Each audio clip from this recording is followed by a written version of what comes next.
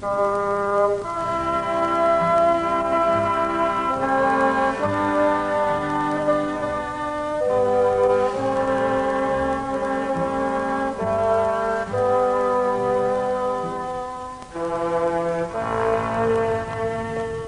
a war which was basically a war between the haves and the have-nots, Jack Roberts of Abertridw, Jack Russia as he used to be known, never had much choice as to which side he'd be on. He was a deeply committed communist, and with 120 other Welshmen, most of them unemployed miners like himself, he fought in the Spanish Civil War, memories of which are fast fading now. These men believed that something very special had happened in Spain. In 1931, with great rejoicing, a new republic had been proclaimed. When, 5 years later, a Popular Front government got elected, millions felt that it was possible that in due time there could be an end to poverty, injustice and oppression. Not the least cause for happiness back in 1931 was the fact that the Spanish king, Alfonso XIII, had stepped down from his throne and taken himself off into exile. Hoping to hang on to power, he'd ordered municipal elections throughout the country, only to find a massive anti-monarchy vote against him. It was time for a clean sweep. The new government of 1931 wanted to drag a backward Spain into the 20th century, but its supporters came from such a clamour of different parties that when the cheering and the waving were over and the speeches that promised so much came to be analysed, there was still going to be left the ancient Spanish quarrels. First about the land, and 70% of all Spaniards lived, that is to say subsisted, off the land, while 4% of the population owned the greater part of it. Then, as now, there was the problem of regional self-rule, and last, there was the business of the church and its power. What kind of sin is committed? A question in the Church Catechism asked in 1927, just 4 years before the Republic was set up. What kind of sin is committed by one who votes for a liberal candidate? Generally, the answer ran, generally a mortal sin. Question: is it a sin for a Catholic to read a liberal newspaper? Answer: he may read the Stock Exchange News. The life of agricultural labourers was worse than feudal. They'd assemble in the village squares at dawn to await the arrival of the agents from the owners' estates. If they were lucky, and many weren't, they'd get off at a day's work, and the wage would be 3 pesetas, at today's value, perhaps 8p. That was the Spain that Welsh miners, who knew plenty about poverty, were going to go off to, and to go out of strong political belief. One of the old school, Jack Roberts, has alas died since this film was made. His communism derived from Marx and the chapel. The Sermon on the Mount told us that we all should get a fair share. Well, then the best way of getting a fair share, as far as I was concerned, was the communist way of taking over everything. And having regarded the fact that the owners had had everything for so long, enjoyed so many privileges on this scale, that the workers, whether here or in Russia or anywhere else, doesn't matter, they had nothing. So it was just about time that they had a share. And to me, then Christianity and communism, they linked that together. I didn't see any difference at all in it. No contradiction as far as I was concerned. Another who fought in Spain, indeed who was under sentence of death there, Tom Jones, Shotton. In those days, the adults in particular looked upon trade unionism, politics and religion as being synonymous. And then you had the hymn singing. We used to sing these hymns at political and even trade union meetings. So that our hymns in Welsh were, had a political significance. They expressed our feelings against the system under which we lived. It was the only, we didn't have any revolutionary political songs, so we sang hymns. For example, Rwy'n gweld o bell y dydd yn dod. Well, I see from afar the day is dawning, and what we meant by the day dawning was not only the spiritual, but the political and economic freedoms that we aspired to achieve. One who was going to bring back bloody memories of war in Spain was Will Lloyd of Aberdare. As a pip boy, he was near death early on. I worked with a young boy who about 23, and I was working there about 3 months when you were both under the same stone. Unfortunately, his skull was crushed. I was trapped under the same stone. I shouted for help, and eventually the help came, and the overman just felt the back of his head, and he said, well, he's had it. And he was taken to hospital. He died the same night. There was arguments amongst our own, my uncles and so forth, whether I should go to work the next day, and somebody said, if you don't go to the next day, you will never go. So you must go. I returned to work the next day, and I was put back in exactly the same place, cleaning up the mess. Whatever solace or prospect of salvation religion had presented to an earlier generation of Colliers, there was going to come a time in the 1920s and 30s when many would view with distrust and even disdain the old sources of succour. If there was ever to be a sense of common decency and justice, let alone heaven on earth, heaven was the last direction in which they would look for it, as the 12th child of a miner remembers, Gwyn Thomas. Let's think for a couple of seconds about the South Wales of that period.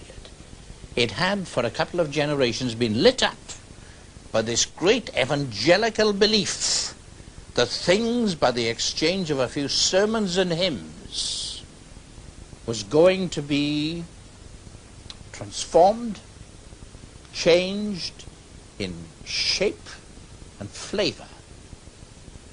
And that had happened all of a sudden, and it changed all of a sudden. The First World War saw the end of the great preachers. Nobody would ever listen to them again with a grain of belief. Will Painter, who was to go to Spain as a political commissar, his communism left no room for religion.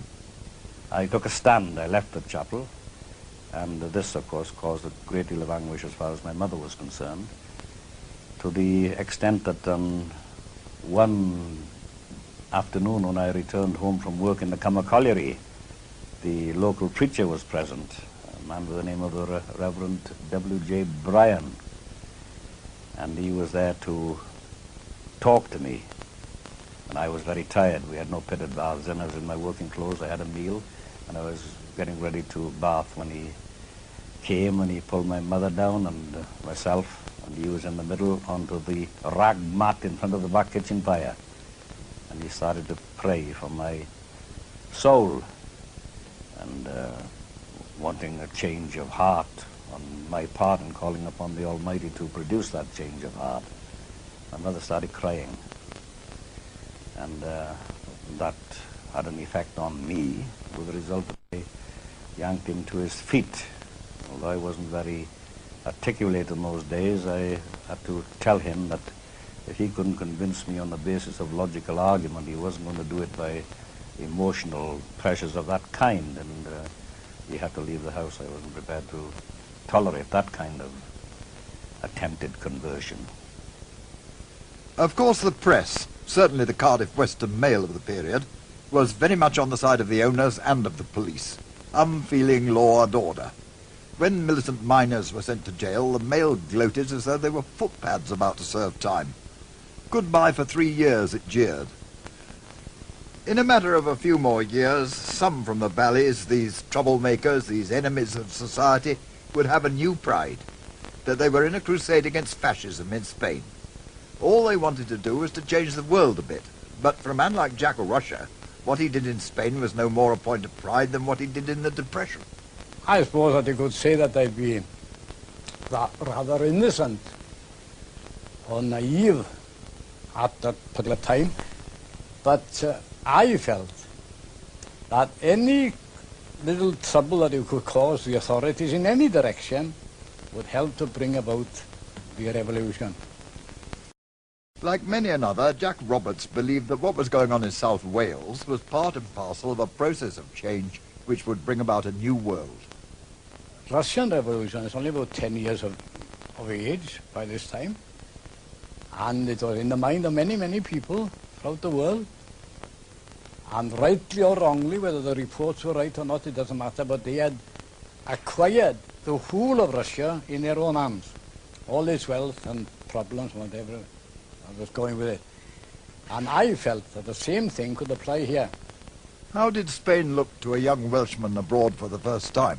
In 1933, Gwyn Thomas, with an Oxford degree in Spanish behind him. How did you get to Oxford, Gwyn? I got on the wrong bus in Bargoed. Now, Gwyn Thomas headed for Madrid University. When you passed over the mountains into Spain, you had the awareness of something completely new. Everybody you spoke to had the feeling that these great thick shrouds that had been weighing upon them for 300 or 400 years had been shaken off. Because you see, what had happened in Spain was this. In 1931, the king, Alfonso XIII, with nobody's blessing behind him, had left Spain and cleared out the treasury and so going. And they were doing most remarkable things. For the first time, a country was sending writers out to be their ambassadors in all the capitals of the world, whereas for centuries past only the most immaculate aristocrats had represented Spain. Now you had fine novelists, fine dramatists, fine musicians, and you felt this in everything you saw, everyone you talked to, and of course the great payoff line was the University of Madrid, to which I went as a student. It was new. It was brand new. It was the first university ever created in Spain outside the orbit of the church. It was the first attempt by a worldly government to create an educational system for working, living, unbelieving people, if you like. People who wanted to try something new. The plight of the people and the kinship he felt with them were things which moved Gwyn Thomas as he wandered in Spain before the Civil War. Given his Ronda background, that was inevitable, but he had, too, a strong feeling that amounted to certainty that a turning point in Spanish history was not far off. In the late summer of 1933, I had a very peculiar experience. It was a kind of mirror experience. I walked around the mining countryside around Oviedo in the Asturias, in northwestern Spain. And there were times on that journey when I felt as if I was walking into villages in the Ronda and the other South Wales mining valleys, because you had the same warmth, the same kindliness, but above all, the same marvelous intensity about these people. They realized that they had been living intolerable lives for a long, long time, and tolerance was running out. 1933, a very important date, because within a year, that part of Spain was going to erupt in one of the most serious revolts of the common people that Spain had ever known.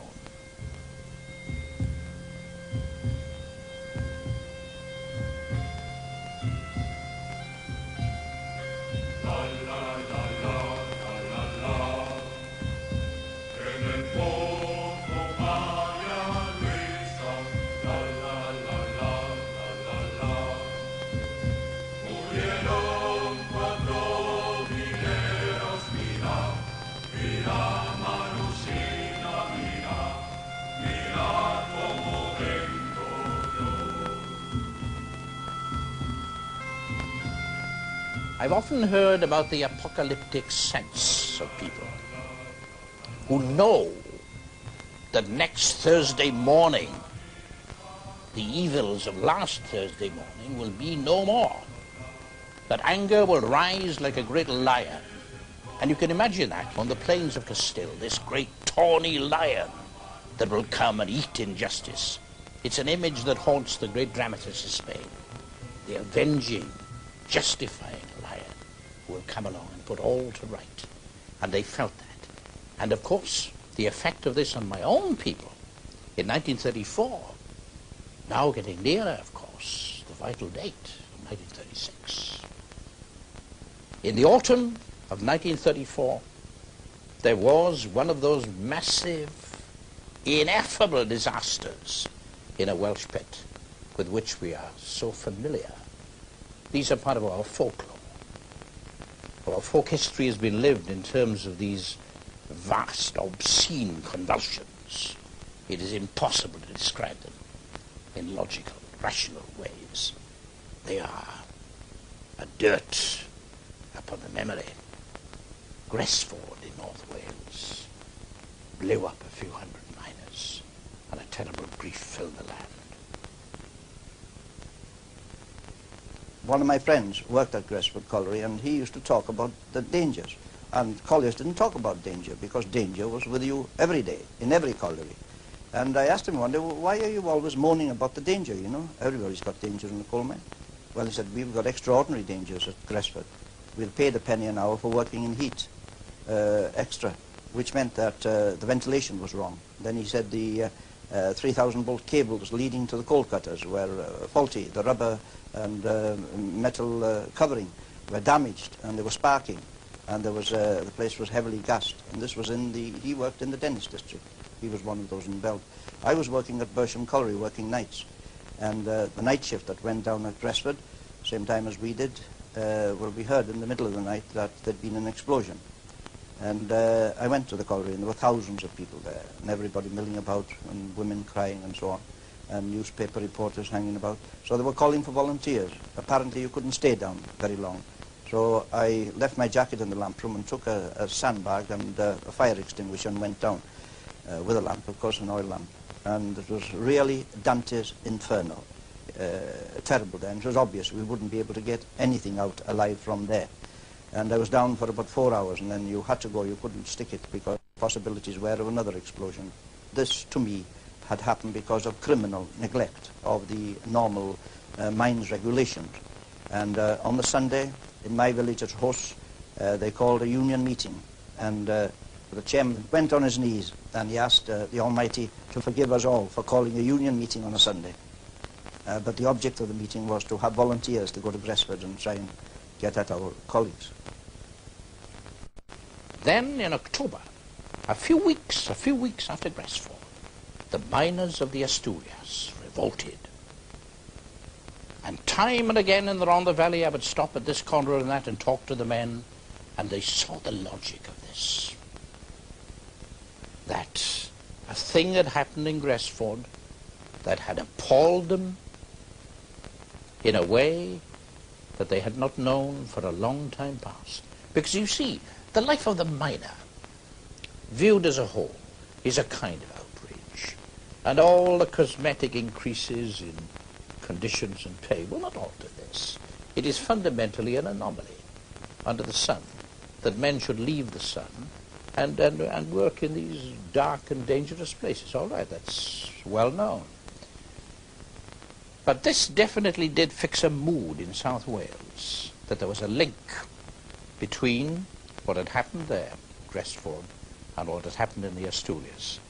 And what had happened in northern Spain in the Asturias in 1934 was in all but name the first battle of the Civil War.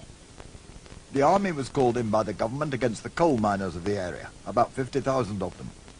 The previous year there'd been a right-wing victory at the polls. Now, swinging further right, the government did a deal with a Catholic party dead set against reforms. The miners reacted in fury and rose up with dynamite to storm the police barracks. Then they took a nearby arms factory and came away with 30,000 rifles and machine guns. The fighting went on for a fortnight. The recriminations and the propaganda that grew out of the rebellion were endless. Apart from the couple of thousand deaths and the tens of thousands who had become political prisoners, the whole terrible affair was notable for two things. First, that the Spanish Foreign Legion and Moroccan troops were brought in to fire on Spanish citizens, and second, that the man who was sending the orders and putting down the rising with the utmost savagery, and we'll hear again of the Moors as time goes on, was one General Franco.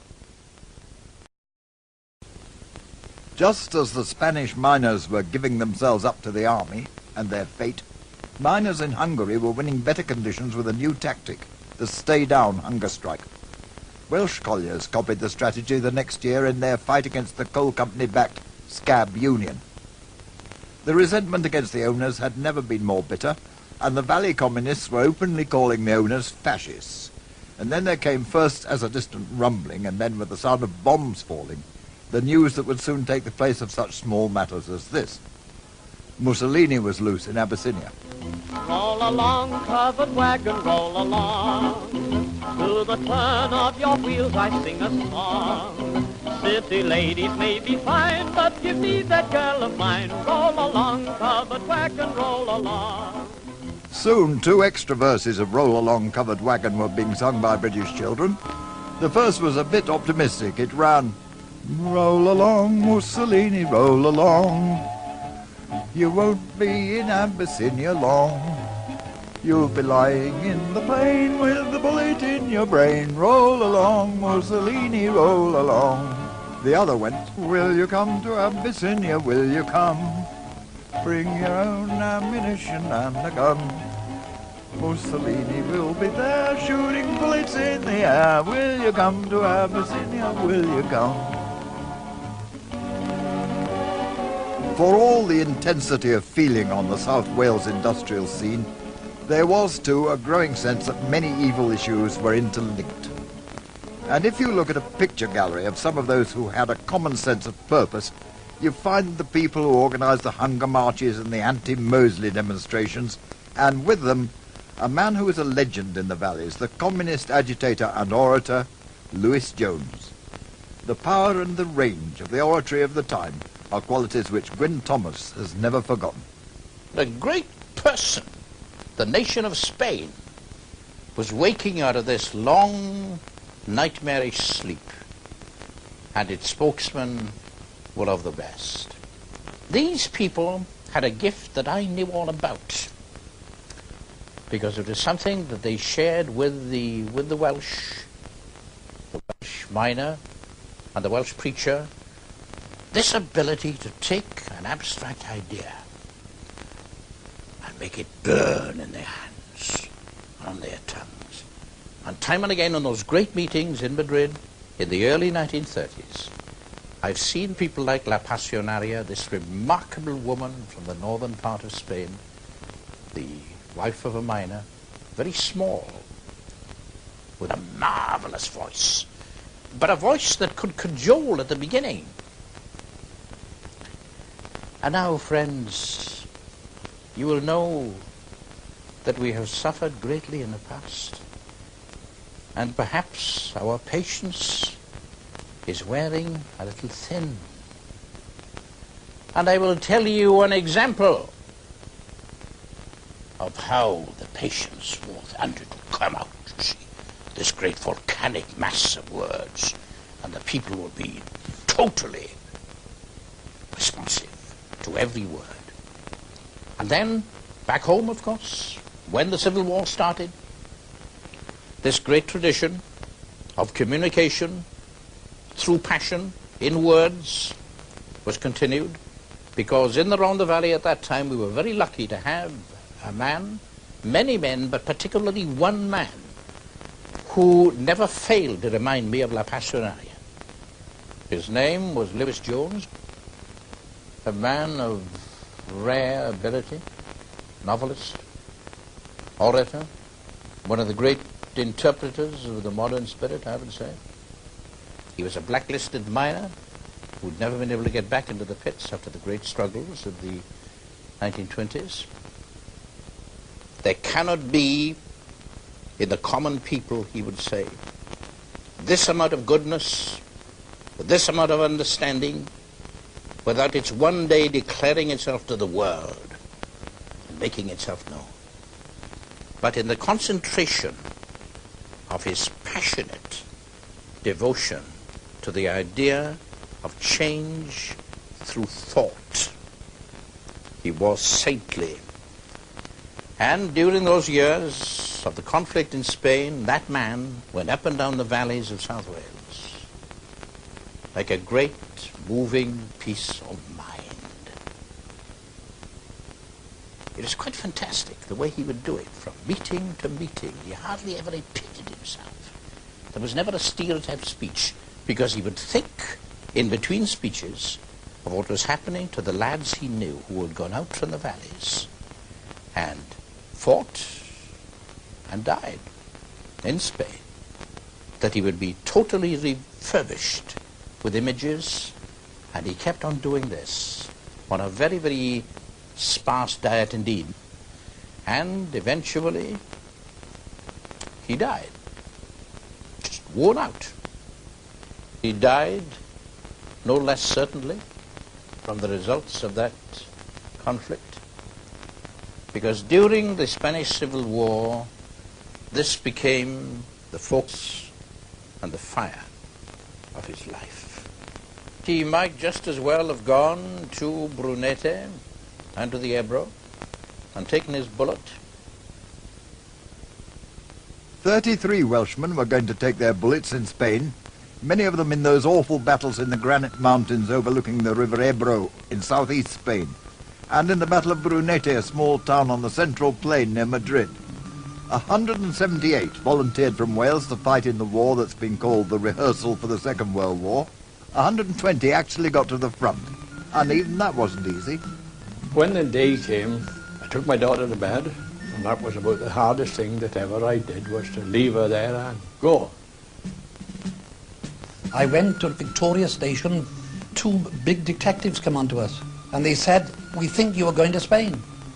I said, "We're going for a jolly weekend to Paris." The wife was looking for me, so I decided to cut through the castle grounds and get on the bus and got a road. I didn't want the scene. I knew I was going, and there was nothing going to stop me.